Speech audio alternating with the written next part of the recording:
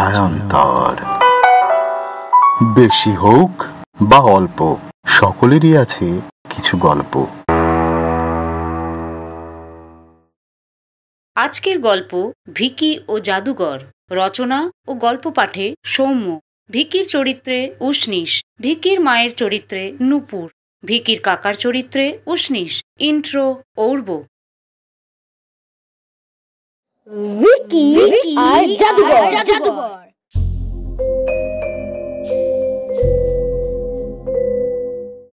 এই গল্পটা পুরুলিয়া শহরে বাস করা ভিকি নামে এক বালকের।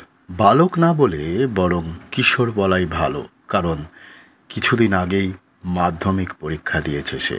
ছোটবেলা থেকেই ভিকির জাদু খেলা আর জাদুঘর দুটোই খুব পছন্দের ছিল। ও যেখানেই জাদু খেলার খোঁজ পেত সেখানেই চলে যেত জাদু খেলা দেখতে। কিন্তু এটা সেই সময়ের কথা যখন ভিকির বয়স ছিল 15 বছর। তখন ওর সঙ্গে খুব খারাপ ঘটনা ঘটে। তখন থেকে ও যদি কোনো জাদুঘরের ছবিও দেখে ভয়ে ওর গায়ের লোম খাড়া হয়ে যায়। এটা সেই দিনের কথা যেদিন ভিকি মাধ্যমিক পরীক্ষার পরে বন্ধুদের সাথে একটা জায়গাতে বসে মজা করছিল। ওদের গল্পগুজবের পরে ওরা সবাই যে যার বাড়ির দিকে রওনা দেয়। তখনই ভিকির মোবাইলটা বেজে ওঠে। ফোনটা ভিকির বাড়ি থেকেই কেউ করেছিল, সম্ভবত ওর মা। কি রে ভিকি, তোর বাড়ি আসতে কতক্ষণ লাগবে? সঞ্জয়ের বাড়ি থেকে বেরোলাম মা, 10 মিনিটের মধ্যে পৌঁছে যাব। ভিকির বাড়ি খুব একটা দূরে নয়, কাছাকাছি। তাই ও একা একাই হাঁটছিল।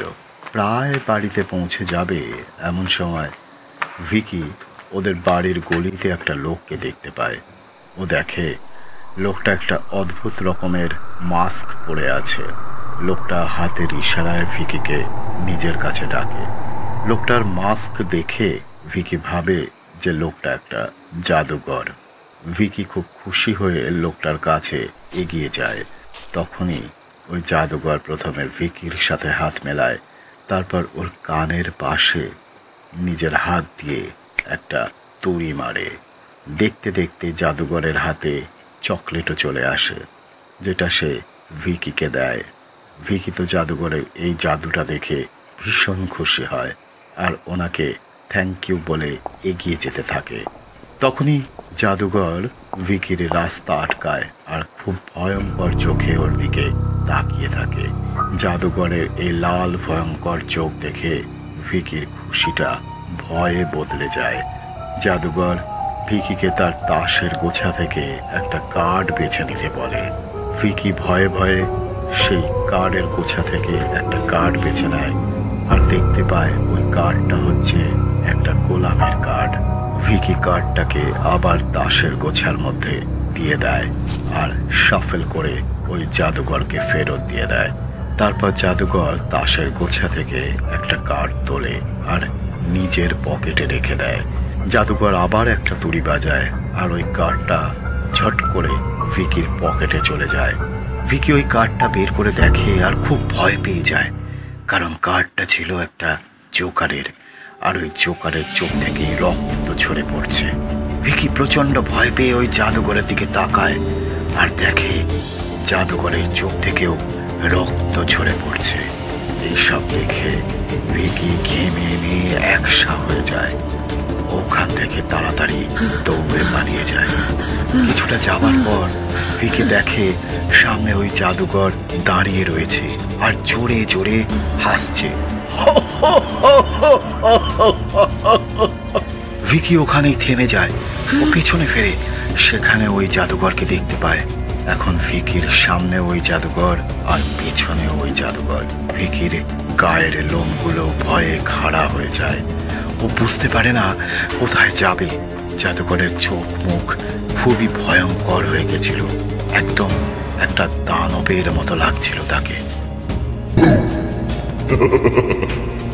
ও হাতে ছুরি নিয়ে ভিকির দিকে আস্তে আস্তে এগোতে থাকে। তখন ভিকি শুনতে পায় যে কেউ যেন ওকে ডাকছে। ভিকি, ভিকি কোথায় তুই? ভিকি! ভিকি অজ্ঞান হয়ে যায়। আর তারপরের দিন সকালে ওর যখন জ্ঞান ফেরে, ও দেখে ও হাসপাতালের বেডে শুয়ে আছে। আমি এখানে কি করে আসলাম? সঞ্জয়ের বাড়ি তো আমাদের বাড়ির খুব কাছে, আর তুই তো বললি 10 মিনিটের মধ্যেই আসছিস, কিন্তু আধ ঘন্টা কেটে যাওয়ার পরেও তুই যখন আসলি না, তখন আমি আমাদের বাড়ির পাশের গলিটায় গিয়ে দেখলাম তুই পুতুলের মতো দাঁড়িয়ে আছিস। আমি তোকে ডাকলাম, ততক্ষণে তুই অজ্ঞান হয়ে গেছিলি। কি হয়েছিল তোর? এরপরে ভিকি তার বাড়ির লোকজনকে সব কথা খুলে বলে।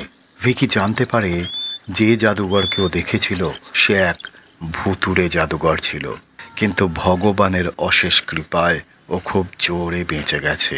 এই ঘটনার বেশ কয়েক বছর পরেও ওই জাদুঘরের ভয়ঙ্কর মুখটা ভিকি ভুলতে পারে না। ওর স্বপ্নে, শয়নে, জাগরণে ভাসতে থাকে সেই জাদুঘরের রক্ত ঝরে পড়া চোখ।